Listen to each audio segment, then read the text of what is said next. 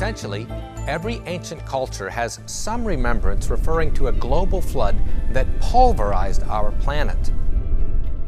But how could a single flood produce sedimentary rock layers which are more than 7 miles deep in many locations? This show looks at the immense forces which were restructuring the entire Earth during the year-long flood of Noah. Coming up on today's edition of Origins, Flooded but Not Forgotten with Bruce Malone.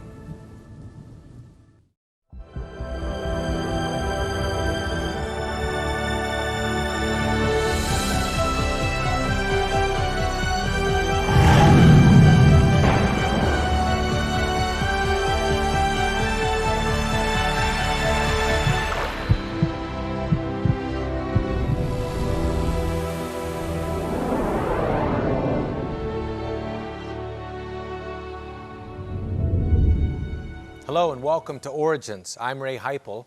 It's an honor to be your host today. During this program, we showcase interesting guests who present evidence from science, along with other important facts, validating the truth of creation and the accuracy of the Bible.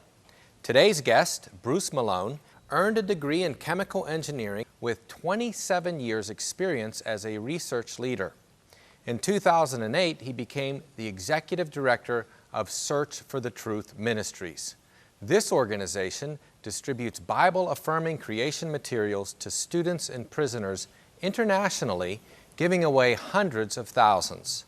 Bruce speaks on the scientific evidence supporting creation at schools and churches around the world and has authored 7 books on this subject.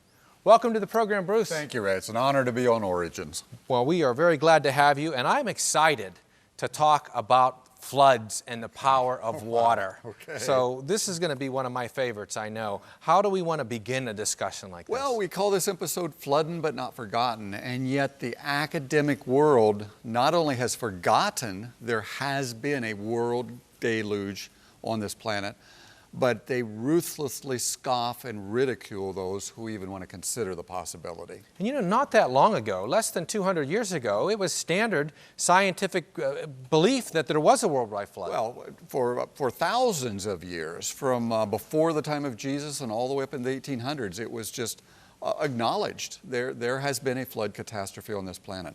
There's enough water in the oceans of Earth, if you were to just shove down in the oceans and smooth out the globe, to cover this entire globe with 8,000 feet of water. So there's plenty of water to explain a worldwide flood upon the Earth. And we know, and we can see when we have local floods and recent floods, what happens.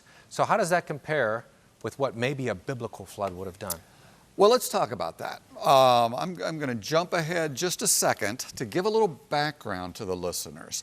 There's 2 basic large categories of rock. Metamorphic rock, which is highly compressed and heated and fused rock layers. They form kind of the foundational layers of the Earth.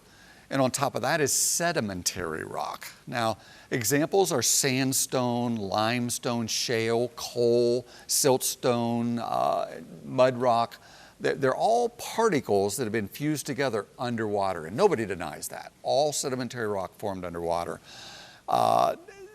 Next, 75% of every continent, every land surface is covered with this stuff that formed underwater. So everybody acknowledges also the continents used to be underwater, and that's when that land surface formed. Now here's the kicker. In some places of the Earth, that sedimentary rock goes 20 miles deep. There's so much of it, it is beyond comprehension for modern geologists to even grapple with the idea that a single flood event could have created it. So they place it millions of years old, and that led to the whole belief in millions of years of slow biological development and evolution. So it was the interpretation of the rock layers with lots of time that directly led to Darwin and the interpretation of biological life over lots of time. So those 2 are intricately connected. And that supposedly proves the Earth is in the range of 4 billion years old. So we agree, obviously, that these layers are there, and that proves that the water was there. It does. But the question is, when? When and how long? Exactly. Yeah, very, very true. Now, what's really going on is a battle of worldviews. One view of all history is that natural processes made everything. And if you leave God out, that's got to be true. But only if you choose to leave God out. It means there has to have been slow, gradual development of the rock layers and of life. It means by looking at how slowly things happen today and extending it, well, if they're happening slow today to form an entire mountain range, you know how big the mountain range is. It must have been billions of years to have laid down those sediment layers because it's happening slow today. But there's another possibility. The Bible says there have been enormously rapid events in the past. The creation, God says it happened in 6 literal days. Jesus said, have you not read, at the beginning of creation I made human beings, male and female. There's no missing time. So Jesus was quite clear. And it says the global flood was a fact of history. That means that flood is what ripped everything up, redistributed it, laid down those rock layers filled with dead animals that turned to coal and fossils very rapidly and very recently. They're diametrically opposed views of how to interpret the past. Now, the rocks don't talk. They have to be interpreted. And the key is, what could a world-covering flood do? What kind of mechanisms would be happening during that flood? And that's the key point that we're going to talk about during this episode. Do you think, Bruce, it would be fair to say that when we look at the rocks, we're trying to determine, according to what we see and according to what we know about how these mechanisms work, does the earth itself line up more with what the Bible says or more with what Darwinian evolution says? And that's the way we should be approaching it. That's the way any person looking for the truth should be approaching it. There's 2 possibilities. Where does the evidence fit best? And many people who read and trust the Bible have been led to believe there's enormous periods of time and the flood was just a local event. They'll hear it over and over again throughout their lives. I want to be really clear what God's Word actually says, okay? And this is just a few of dozens of points. In Genesis, when it's describing the flood, it says the waters prevailed exceedingly upon the earth, and all of the high hills that were under the whole heaven were covered. Now, God couldn't have described a globe-covering event in any more comprehensive way. Those are absolute terms. Those are absolute terms. All the high hills, under the whole heaven on earth. Everything was covered by water.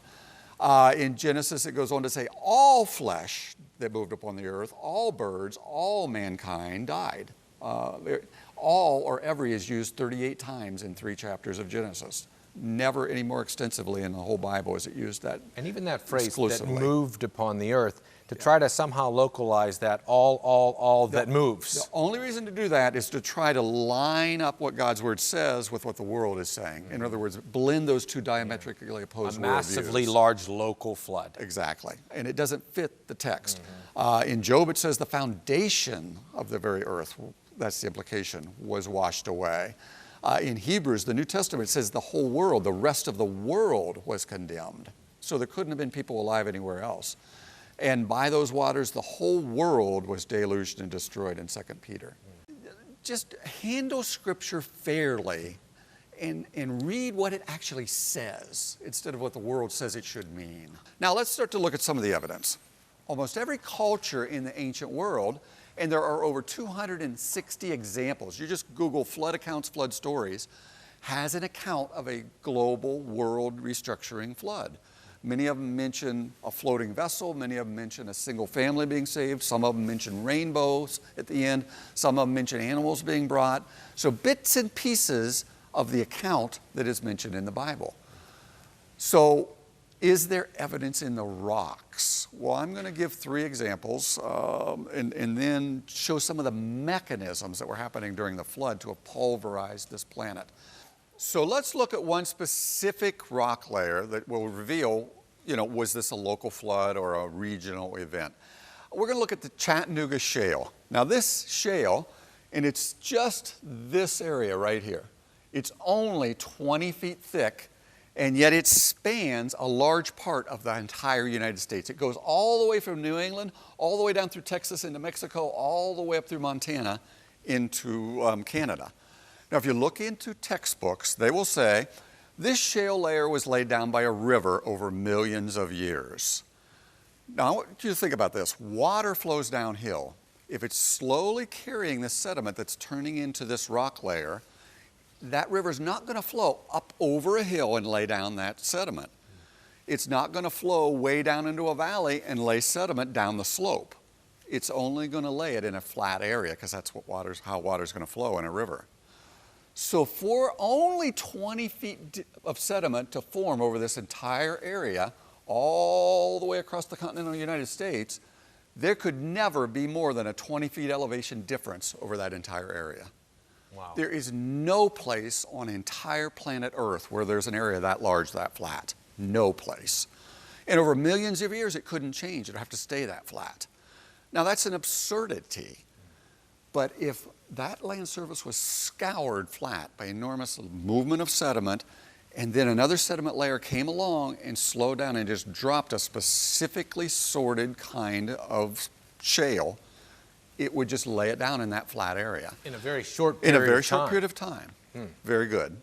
See, that is the kind of evidence that supports a massive world-scale floods were happening in the past.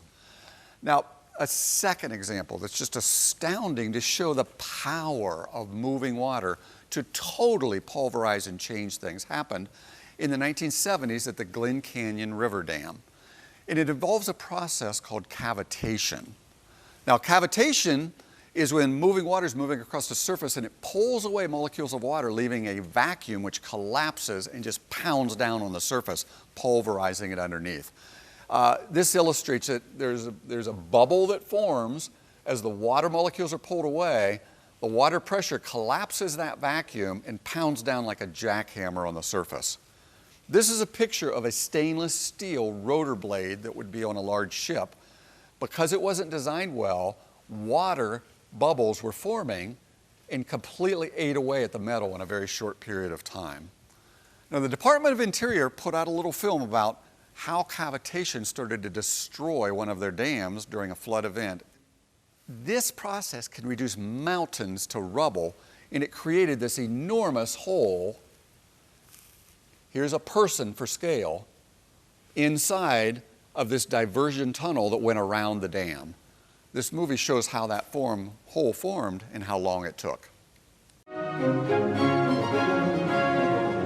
In the fall of 1982 and the early spring of 1983, heavy snowstorms hit the high country. It was cold then, but the heat of summer cut like a hot knife, and the heavy snow melt was on. The runoff cut through the city streets of Bountiful and Farmington, Utah. While in Salt Lake City, the water was channeled out onto some of the principal streets to form man-made rivers, a fascinating diversion for office workers and tourists. Every stream and every river poured into Lake Powell, where the combined waters rose rapidly toward the spillways at Glen Canyon Dam. The left spillway gates had to be opened. It was understood that these spillways would probably suffer some erosion by a physical process called cavitation. Cavitation occurs when high-velocity flows are thrown upward by some small obstruction. This causes a partial vacuum, which produces vapor cavities in the water. These unstable cavities then collapse, sending intense shock waves against the concrete. At first, small pieces, then larger pieces of concrete are literally pounded out. After one hole has formed, a leapfrog action tends to promote the start of another, on down through the tunnel in stair-step fashion. After only 4 days operation, inspectors found that cavitation had indeed been active at Glen Canyon. A photo taken by one of the inspectors disclosed holes in the concrete lining 20 feet wide and up to 4 feet deep. But on June 28th, the sweeping again ceased. When the flow was raised, this time to 32,000 cubic feet per second, the increased flow brought forth sandstone-colored water. Pieces of concrete and rock were hurled from the spillway. Obviously, the spillway was being heavily damaged. The flow was immediately reduced and the water cleared. With the standing water finally pumped out, the spillway disclosed an amazing array of rock rubble that had been gouged from the tunnel floor. including this huge boulder that had been broken loose and lifted out by tons of falling water. Most astonishing of all was the big hole at the elbow section, found to be 32 feet deep, 40 feet wide, and 150 feet long. Now, if you were listening to that film, they said they increased the water flow because it was still rising, and within seconds, they saw brown water coming out filled with sediment. It didn't mention that, but they also felt earthquake tremors. So they immediately shut down the flow. So that enormous hole that we just saw was dug out in a matter of seconds or minutes. Didn't take hours, didn't take days, didn't take years. That enormous hole in a matter of minutes. And it went through inch-thick rebar, 5-foot-thick walls of that tunnel, and down into the sandstone. That's the power of moving water. And that was just a little tunnel full of water, 20 feet in diameter. Imagine an entire continent where waters are sweeping across it at even higher speeds, filled with boulders and sediment. It would scour everything up. Nothing would survive. That's the picture to get into your mind when you think of what was happening all over this earth during Noah's flood. Bruce, this is incredible stuff, but we need to go to a break. We'll have even more incredible examples of the power of water to show you right after this break, so stay with us.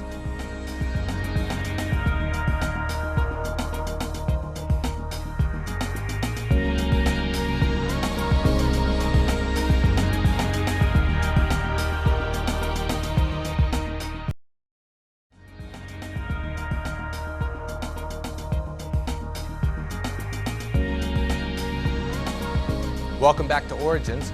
We're talking to Bruce Malone, who's been sharing about the power of water.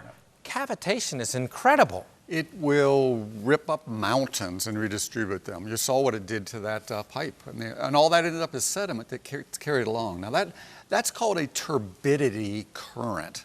Turbid is like water that's full of mud. It's a turbid, unclear water. Well, it's thicker, denser, it flows along at the bottom, carrying all this mud with it underneath, catastrophic in nature, just ripping up everything below it.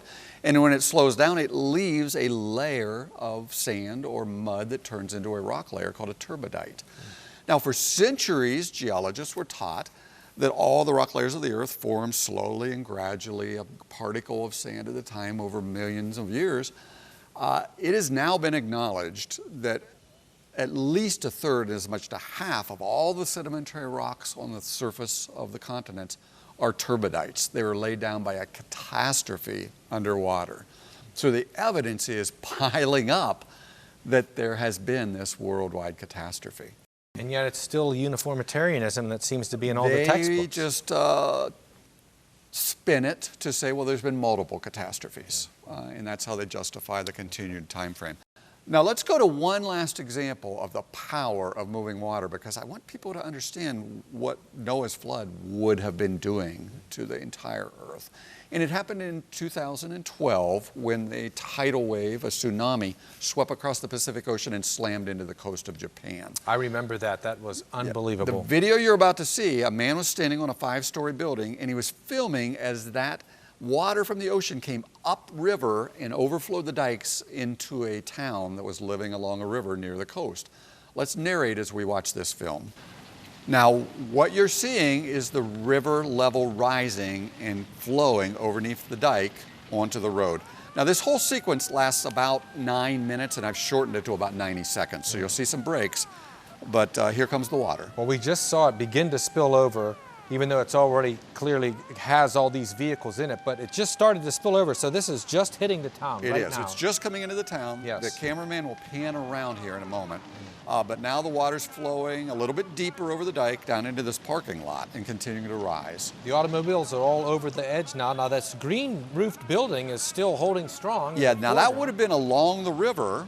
So you know the river was further away, and it's probably a 20 million pound or more building. Okay, and a large building there holding all the cars there. That now must he's be... just panned around. Here's this sleepy little Japanese village. It's got businesses, it's got shops, it's got all 2-story buildings, in the back concrete block buildings, wood buildings.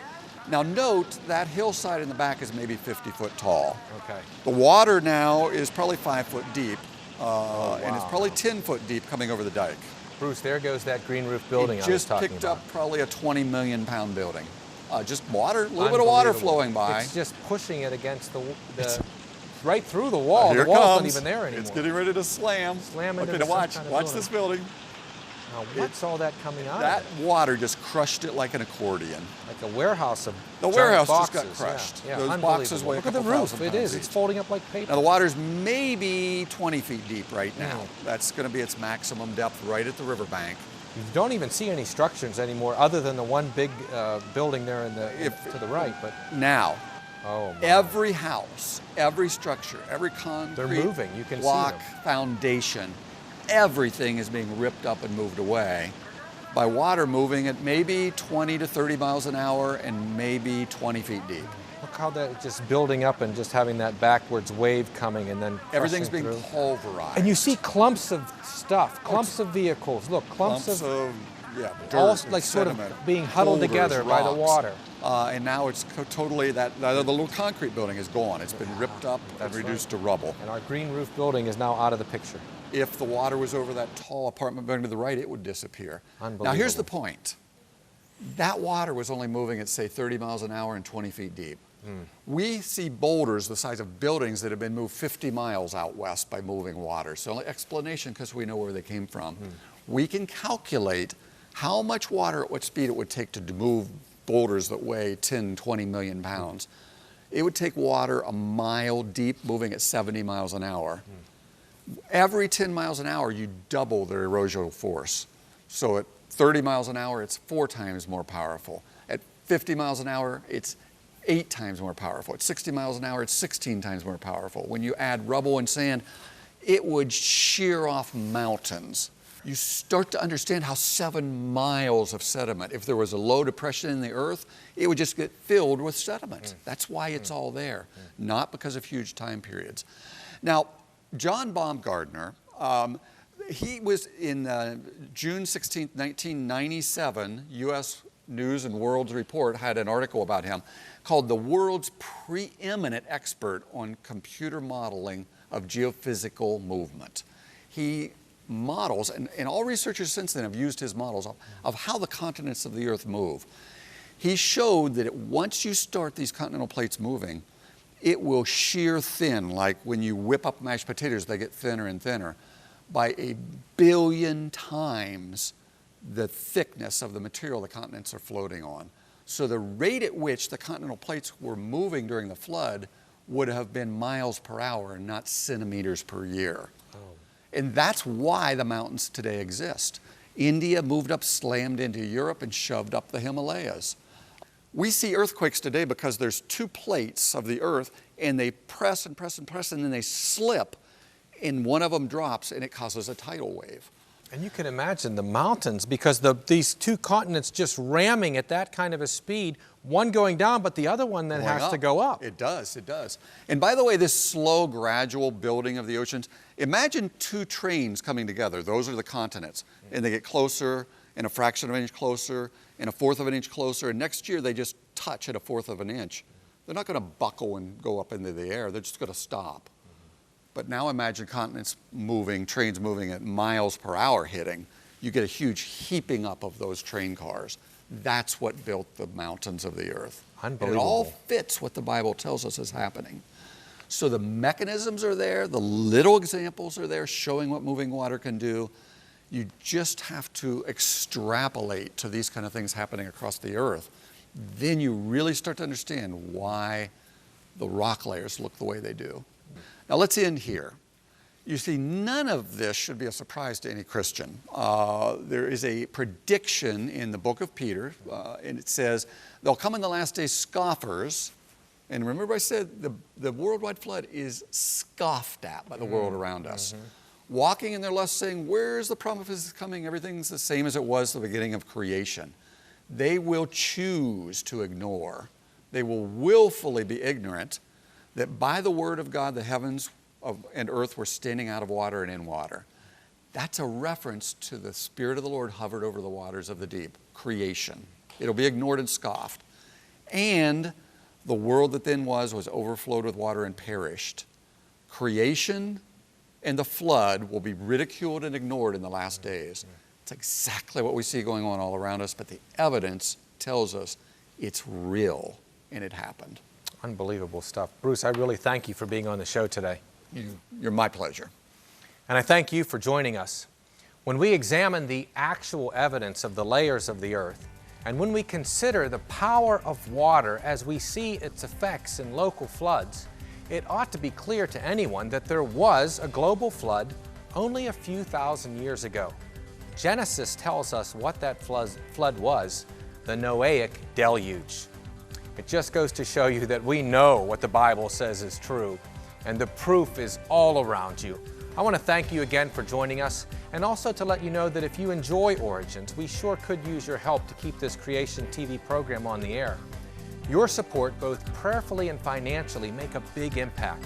So let's work together and reveal how awesome our Creator truly is, and we'll see you next time.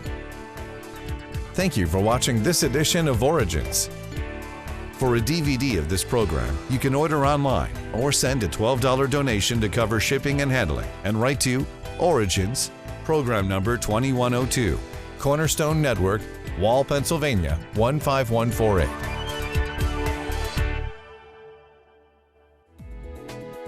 This presentation was made possible by the faithful prayers and financial support of you, our Cornerstone family.